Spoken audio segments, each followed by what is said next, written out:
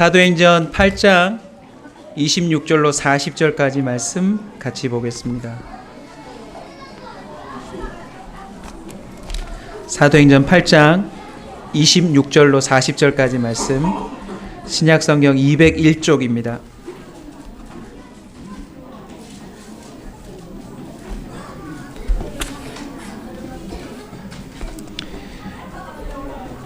저와 함께 번갈아 가며 읽도록 하겠습니다. 주의 사자가 빌립에게 말하여 이르되 일어나서 남쪽으로 향하여 예루살렘에서 가사로 내려가는 길까지 가라 하니 그 길은 광야라.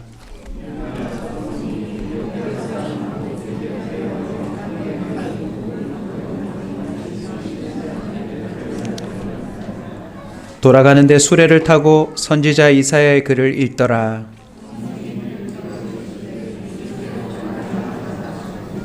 빌립이 달려가서 선지자 이사야의 글을 읽는 것을 듣고 말하되 읽는 것을 깨달느냐.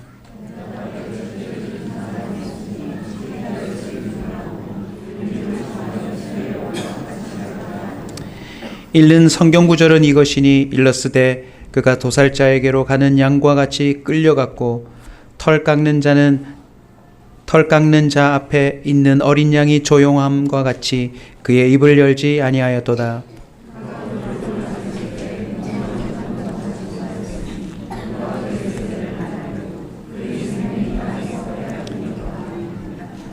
그 내시가 빌립에게 말하되 청컨대 내가 묻노니 선지자가 이 말한 것이 누구를 가리킴이냐, 자기를 가리킴이냐, 타인을 가리킴이냐.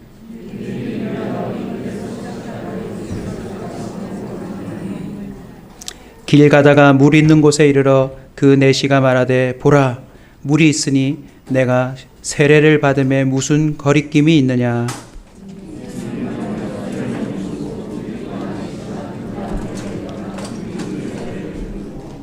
다 함께 읽습니다.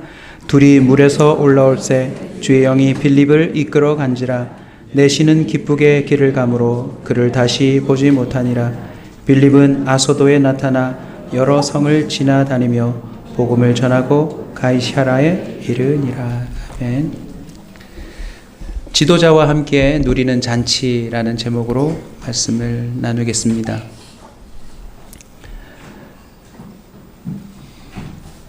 여러분은 지도해 주는 사람이 혹시 있으세요?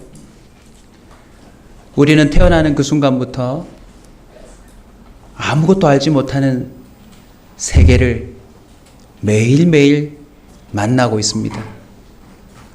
오늘 이 하루도 우리는 살아본 적이 없습니다. 10대가 20대가 되고 20대가 30대, 40대, 50대, 오늘 이 자리에 70대, 80대까지 계신데요. 우리는 사실 아는 게 없는 세상을 매일매일 파도처럼 만나고 있습니다.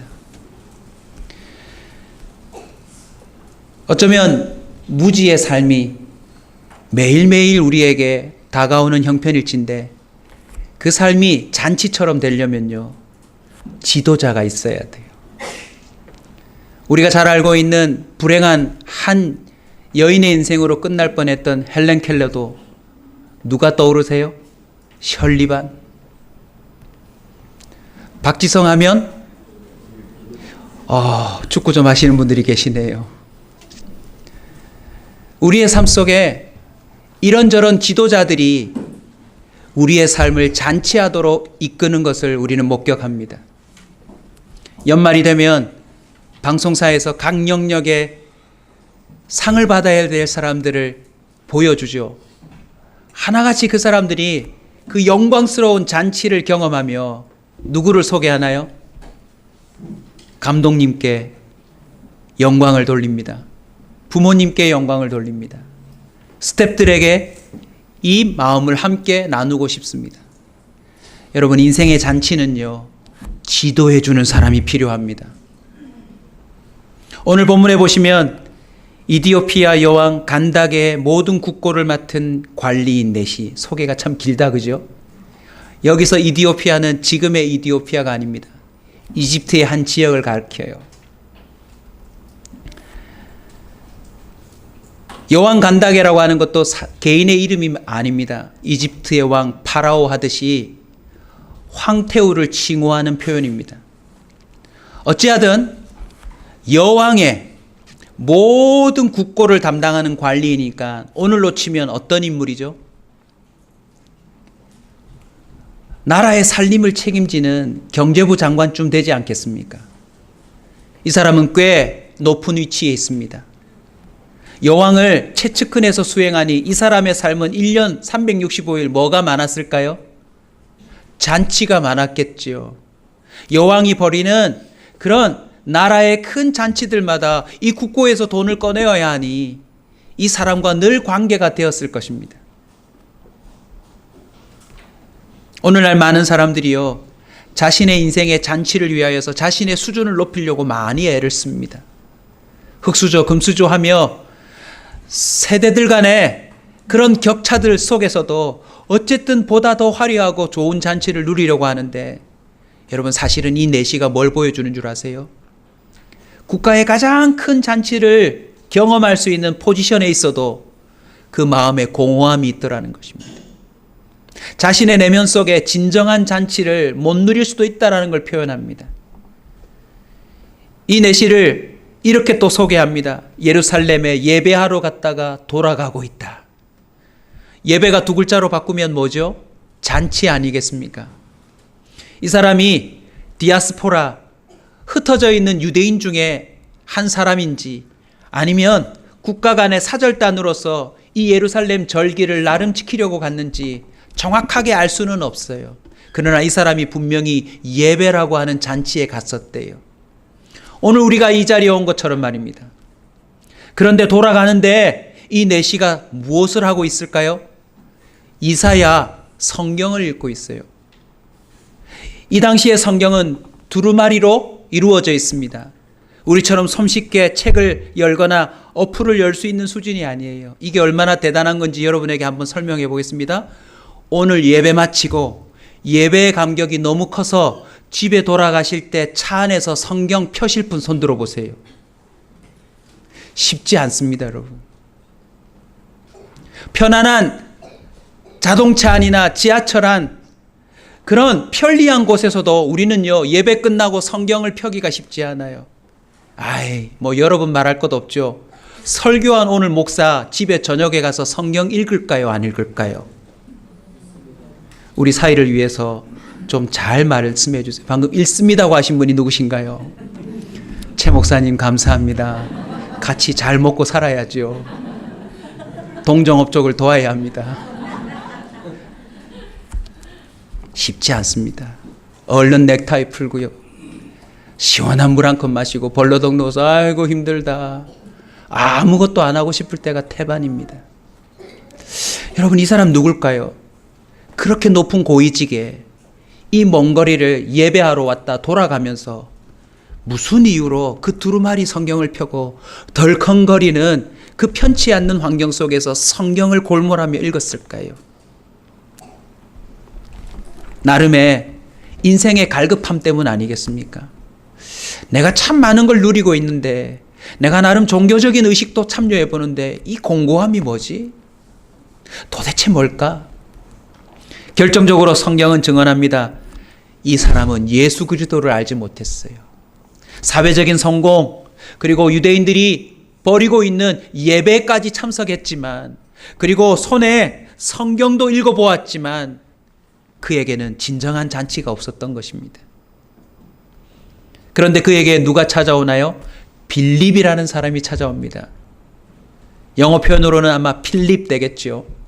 이 빌립은 초대교회 7 집사 중에 한 사람입니다.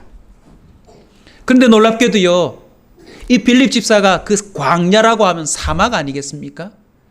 만날 수 없는 그 타이밍에 이 두 사람이 만나서 빌립이 이렇게 묻습니다. 지금 읽고 있는 거 깨닫느냐? 그랬더니 이 내시가 이렇게 말합니다. 우리 31절 다 같이 그의 심정으로 한번 읽을까요? 대답하되 지도해 주는 사람이 없으니 어찌 깨달을 수 있느냐. 결국 지도해 주는 사람이 없었대요. 그래서 본인은 깨닫지 못하고 있다라고 표현합니다. 빌립은 이내 그 내용을 설명합니다. 입을 열어 가르쳐 그에게 이 글에서부터 시작하여 예수의 복음을 전하니 어떤 역사가 나타납니까? 세상의 그 내시가 그 수레에 내려와 세례를 받는 기적이 나타납니다. 여러분, 지도해 주는 사람이 나타나면 평생에 고민하던 문제가 한 번에 해결될 수도 있습니다. 저와 여러분 가슴속에 오늘 이 설교를 통하여서 여러분 단단히 결단해야 될 게 있습니다. 주님, 평생에 배우겠습니다. 저에게 지도해 주는 사람 좀 보내주십시오. 대체로 우리 어르신들이 2부 예배 때는 많으신데요. 어르신들 용기를 내시고 여러분 힘을 내십시오. 나이가 들면 대체로 뭐가 사라집니까? 나를 지도해 주는 사람이 사라집니다. 왜요? 대체로 내가 지도자가 되니까. 평생의 경험도 있으시고 나름 안 해본 것도 없으시고 많이 연구도 하고 읽고 살아오셨겠지만요. 우리 안에 아직도 지도자가 나타나면 누릴 수 있는 잔치가 있습니다. 아멘. 여기서 하나 결코 넘어가서는 안 되는 중요한 묵상거리가 하나 있어요. 그게 뭐냐면 바로 이 내시의 태도입니다. 언제 봤다고 빌립에게 자신의 무지를 고백해요. 여러분, 경제부 장관쯤 되는 사람이 자신의 수행차를 가고 있는데 갑자기 길거리에서 누가 하나 와서 당신이 읽고 있는 거 뭐냐라고 물었을 때 자신의 무지를 드러내기가 쉽지 않습니다. 여러분, 오늘부터 우리 온사 식구들은 도전하십시오. 저 잘 모릅니다. 가르쳐 주세요. 저는 지도가 필요합니다. 제일 대책 없는 게 모르면서 아는 척하는 겁니다. 여러분, 혹시 예수 그리스도에 대해서 정확하게 아세요? 모르고 그냥 넘어가지 마십시오. 자기 나이가 어떻게 되든 자기 지위가 어떻게 되든 저와 여러분은요 항상 자신의 무지를 고백해야 합니다. 저 이것 좀 가르쳐 주세요. 혹시 결혼하신 분들 결혼에 대해서 아세요? 전 아직도 잘 모르겠어요.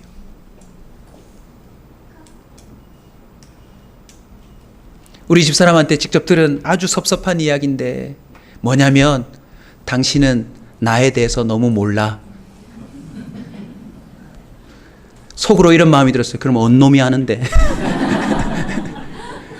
이렇게 20년 넘도록 산 내가 모르면 도대체 누가 당신에 대해서 아는가. 근데 나중에는 손들었어요. 모르더라고요. 20대에 보던 저희 집사람이랑 30대에 만나는 우리 집사람이랑 40대 이후반에 만나는 집사람이랑 매번 다르더라고요. 더 솔직히 말씀드리면 아침에 그 여자랑 저녁에 그 여자랑 틀립디다. 모르겠어요. 그런데요, 그 삶의 격동기 속에 저희 선배 목사님 부부가 짠 나타나셔서 결혼은 이런 거야 라고 한 방에 정리해 준 적이 있습니다. 사실은 그 기점으로 저희 부부가 얼마나 행복해졌는지 몰라요. 지도해 주는 자가 나타나면 기적이 일어납니다. 아는 척 하지 마십시오. 모르는데 도저히 깨닫지 못하는데 그냥 넘어가려고 하지 마십시오.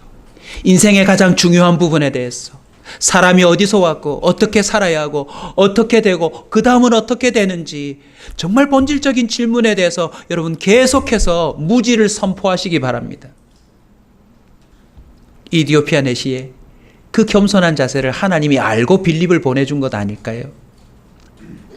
저희 교회 아름다운 교회 되려면 우리 모든 성도가 세대를 불문하고 항상 전 잘 모릅니다. 가르쳐 주세요 하는 문화가 정착돼야 될 줄로 믿습니다.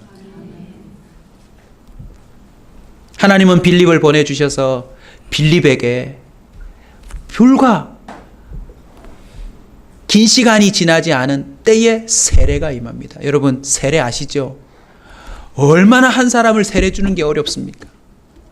그런데 제대로 된 지도자가 나타나니 그 인생이 단번에 해결되더라는 것입니다. 그러면 궁금증이 드네요. 빌립은 도대체 누구한테 배웠을까요? 빌립은 도대체 이런 내공이 어디서 나왔을까요? 추적해보면 우리가 읽은 사도행전 8장에서 거슬러 올라가 사도행전 2장에 등장합니다. 우리 42절을 같이 한번 볼까요? 사도행전 2장 42절입니다. 제가 읽겠습니다. 그들이 사도의 가르침을 받아 서로 교제하고 떡을 떼며 오로지 기도하기를 힘쓰니라. 이 초대교회 일곱 집사는 사도들의 가르침을 받은 게 틀림없습니다. 사도가 누구입니까? 예수님과 직접적으로 3년간을 보낸 사람들입니다. 물론 그들 다 예수님의 가르침을 깨닫지 못하고 배신으로 끝났지만 예수님은 그들을 다시 찾아와 완전히 딴 사람으로 바꿔놓았어요. 한마디로 예수가 누구인지를 정확하게 알고 있는 사람들이 사도들이었습니다. 그들과 함께 가르침을 받을 뿐만 아니라 교제했습니다. 밥을 같이 먹었습니다. 함께 교제를 나눌 뿐만 아니라 그게 진짜 되는지 안 되는지를 실험해보는 오로지 기도에 힘썼다라고 기록하고 있습니다. 여러분 자신의 삶도 한번 들여다보시겠어요? 사도까지는 아니지만 그래도 가능성이 있어 보이는 목사들과 여러분 긴밀하게 가르침을 받고 교제해 본 적 있으세요? 여러분 그거 꼭 하셔야 합니다. 여러분의 담당 교육자뿐만 아니라 여러분 주변에 평신도라 할지라도 이 빌립 집사처럼 예수 그리스도가 누군지, 그리고 그 예수님 때문에 완전히 다른 삶을 살고 있는 진짜 배기 그리스도인들을 통하여서 가르침을 받으셔야 돼요. 성령 충만이 뭔지 물어보셔야 돼요. 성령이 어떻게 말씀해 주시는 것인지 그거 물어봐야 합니다.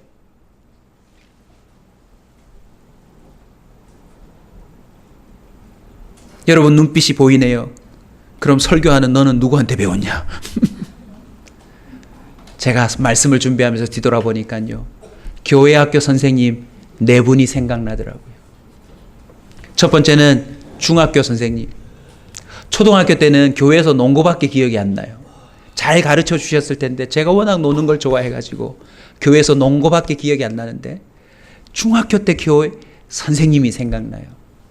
시집까지 하는 교회 전도사님이셨는데 그 전도사님은 중학생인 우리 아이들을 붙들고 69절이라고 하는 성경 구절을 주신 다음에 이거 무조건 외워야 된다.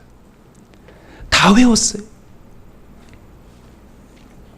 그뿐이 아닙니다. 토요일 학교 마치고 교회를 가면 우리를 뚫게 앉혀놓고선 성경을 설명한 다음에 어떻게 기도를 오래 시키든지요. 여러분 그거 아시죠? 이제나 저제나 끝날까 싶어서 눈 떠보는 거. 기도를 끝낼 기미가 없어요. 때로는 친구들과 눈이 마주쳐서 야 이렇게 하는데도 우리 전도사님은 이 중학생들을 기도시키려고.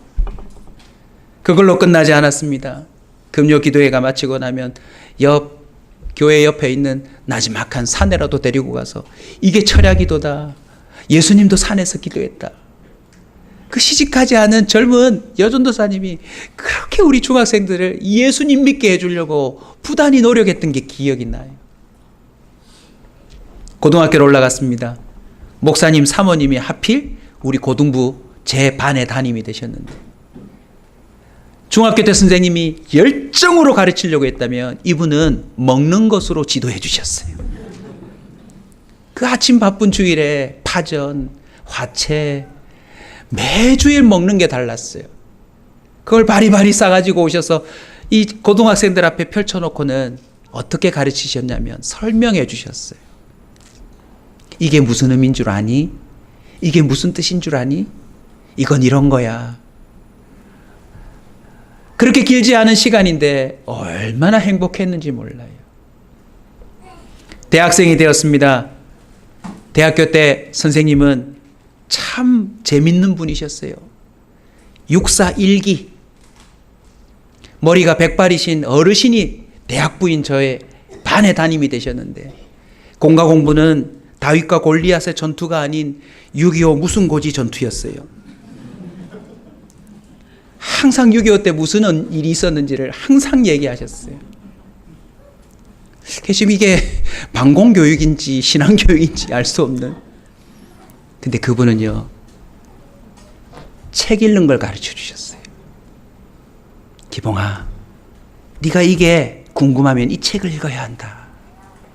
더군다나 저는 신학생이었으니까요. 너가 목사가 되려면 이 책을 읽어야 된다.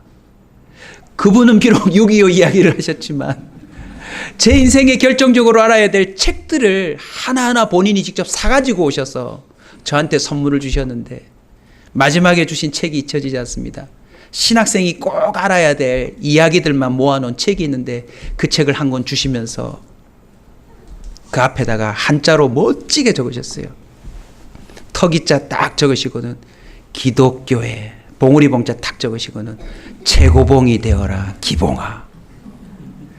남의 이야기라고 전혀 은혜를 안 받으시는데 우리 선생님이 제 이름에 그런 놀라운 비밀을 가르쳐 주셔서 그때부터 가슴이 뛰기 시작했어요. 와, 내 이름이 이렇게 깊은 의미가 있었고. 그리고 또 한 분의 교회학교 선생님은 바로 이전에 제가 부목사로 있었던 교회 담임 목사님이세요. 22년 동안 저를 붙들고 가르쳐 주셨는데 정말 하나부터 열까지 다 가르쳐 주셨어요.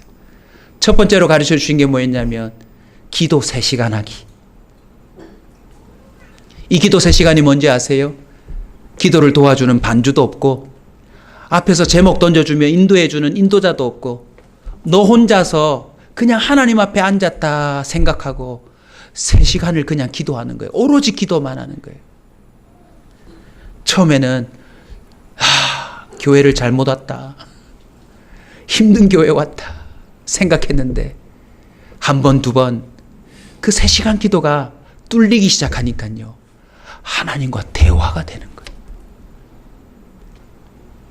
그 다음은 성령이 뭔지 가르쳐 주시고 그 다음은 목사가 성경을 어떻게 가르쳐 줘야 하는지 목사가 어떻게 신방을 해야 되는지 목사가 어떻게 목회를 해야 되는지 일일이 가르쳐 주셨어요. 또 한 분의 더 사도와 같은 교사를 소개하자면 제 평생에 예수님에 대해서 설명해 주신 저희 아버지 어머니세요. 어제도 밤에 저희 어머님이 전화를 하셔서 아들 목회한다고 수고가 많아. 그런데 꼭 이렇게 해야 돼.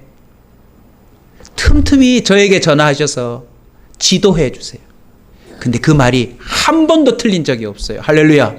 우리 어머니가 똑똑했어요? 아니요. 우리 어머니는 언제나 성경을 가르쳐 주세요.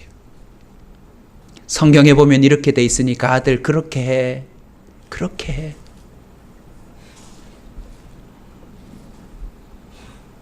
저와 여러분의 인생 가운데 예수를 만난 지도자가 있기를 축원합니다. 진짜 기도를 해본 지도자가 있기를 축원합니다. 어떻게 하면 되는지를 설명해 줄 수 있는, 보여줄 수 있는, 체험시켜 줄 수 있는 지도자가 있기를 축원합니다. 빌립은 그들을 만난 거예요. 근데 여러분 오늘 본문에 보시면 그 옆에 사도들이 없습니다. 빌립 혼자예요. 빌립이 어떻게 지도해주는, 내시를 지도해주는 정도가 되었는가? 두 번째는 성령의 가르침입니다. 오늘 본문 26절을 볼까요? 누가 나타났습니까? 주의 사자가. 29절 우리 다 같이 한번 읽을까요? 시작. 성령이 빌립더러 이르시되 이 수레로 가까이 나아가라 하시거늘. 우리 성령은 어디까지도 지도해 주십니까? 언제 수레로 나가야 될지, 어느 타이밍에 광야로 달려야 될지.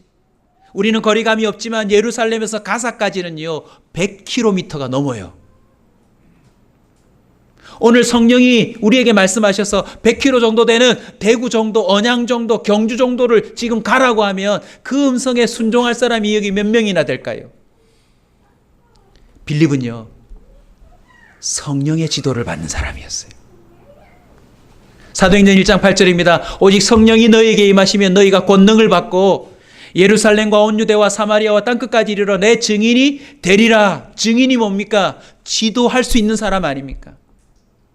그건요 성령이 아니면 불가능하대요. 여러분 성령이 계심을 믿으세요? 그 성령의 지도를 받아보셨나요? 대답이 점점 줄어들죠.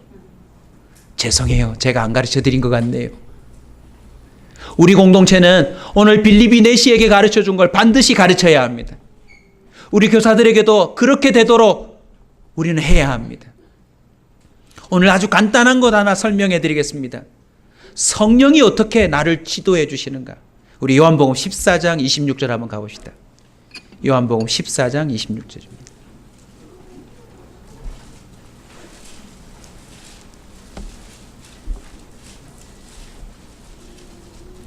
요한복음 14장 26절 같이 읽겠습니다.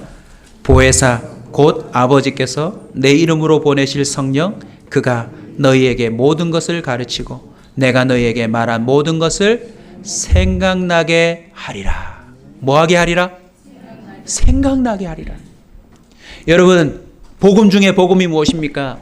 예수 그리스도를 진정으로 믿는 자에게는 하나님의 영인 성령이 선물로 주어집니다.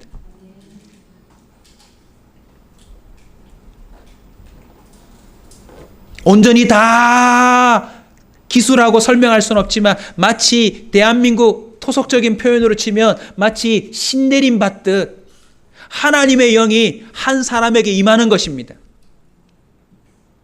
사단에게 잡히면 귀신 들린 자처럼 살아가지만 성령이 임하면 성령이 우리의 생각을 통해 우리를 지도해 주신다는 겁니다. 아멘. 여러분, 오늘 빌립에게 성령이 지도하실 때 어떻게 하셨을까요? 카톡으로 문자 주셨을까요? 500m 전방 우회전입니다.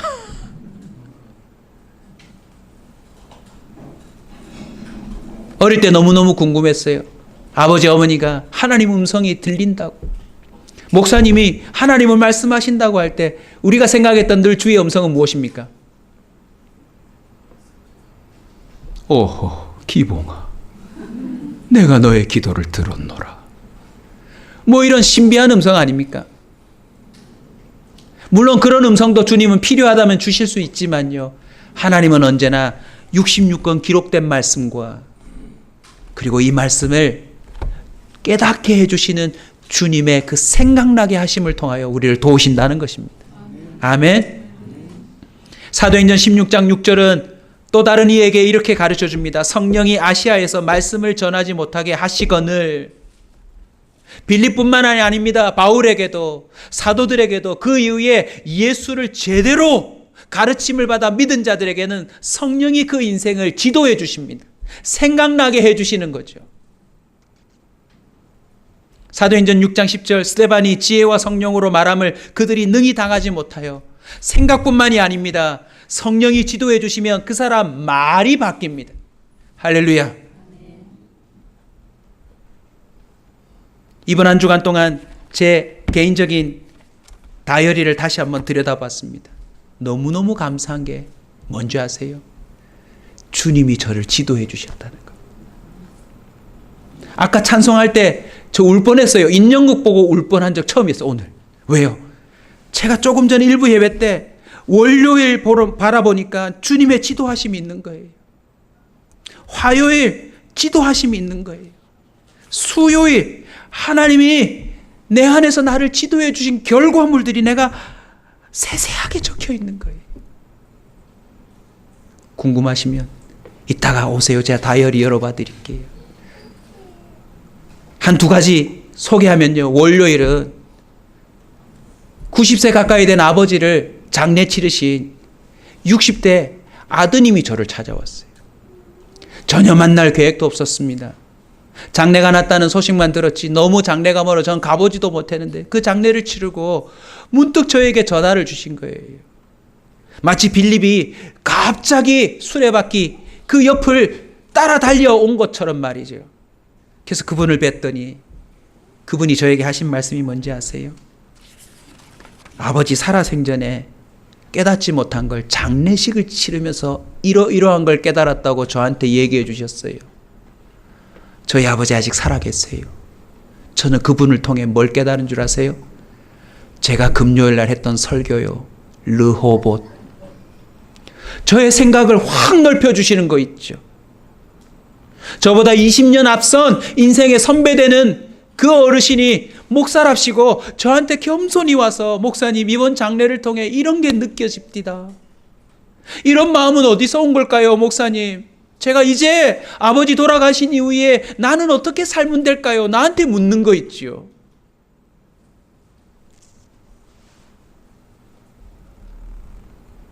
제 수첩에 이렇게 적어놨어요. 뿌린 대로 거둔다.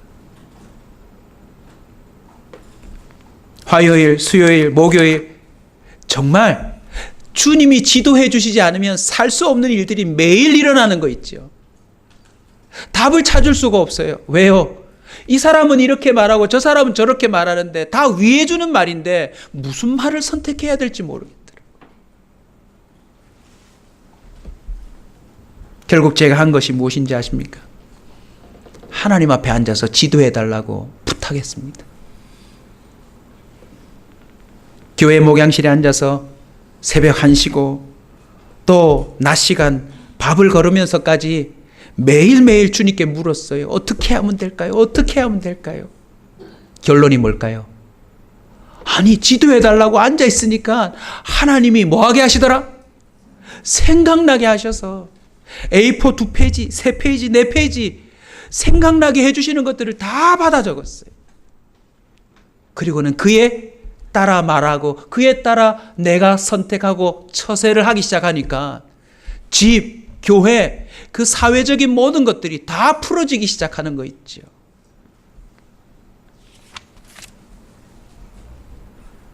금요일 저녁에 르호봇이라는 설교를 하며 우리 인생에 있는 흉년과 우리 인생에 있는 다툼과 대적들은 참 힘겨운 여정이지만 결국 우리를 확장시켜주는 과정이 된다 말씀을 전했습니다.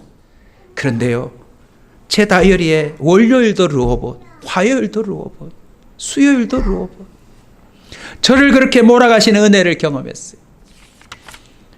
오늘 이 설교를 할 줄 주님이 미리 아셨을까요? 마지막 결정판이 이디오피아 내시 같은 사람이 우리 사무실에 찾아왔습니다. 뭐 경제부 장관은 아니고요. 네팔 사람이 찾아왔어요. 네팔이 4개인 네팔 사람. 이름은 샴이라고 하는 청년인데요. 이 청년이 어떤 사연이 있냐면 오래전에 대구로 근로자로 왔어요. 네팔 사람들이 한 3천만 명이 있다면 1,000만 명은 외국에 나가서 일을 하고 그 일한 돈으로 안에 있는 2천만 명을 먹여 살리는 그런 힘든 국가래요. 국가 내부 안에는 자생적으로 먹고 살 만한 거리들이 없어서 그렇게 수많은 젊은이들이 타향살이를 한대요. 이 청년이 대구에 와서 한국 사람 누군가로부터 예수를 들었어요. 네팔 사람이 한국말을 얼마나 잘하는지 대구 사투리를 합니다.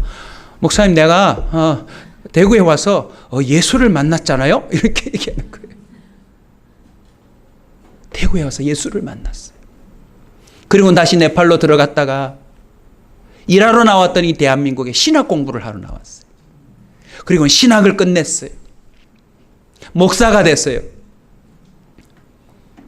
좋은 교회에서 아주 잘 살았는데 하나님이 자기가 목사 안수 받으면서 서운한 걸 생각나게 하셨대요.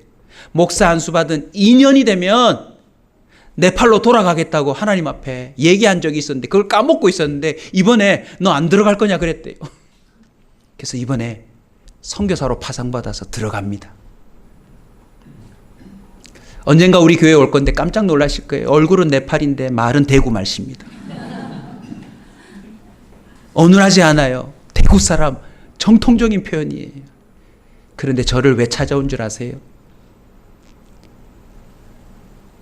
저보고 성도들을 어떻게 가르치면 되는지 좀 알려달래. 그래서 창세기 교재랑 온사에서 했던 내용들을 줬더니 저보고 뭐라냐면 웃으면서 대고 마셔. 아, 목사님 이런 게 필요했어. 이러면서.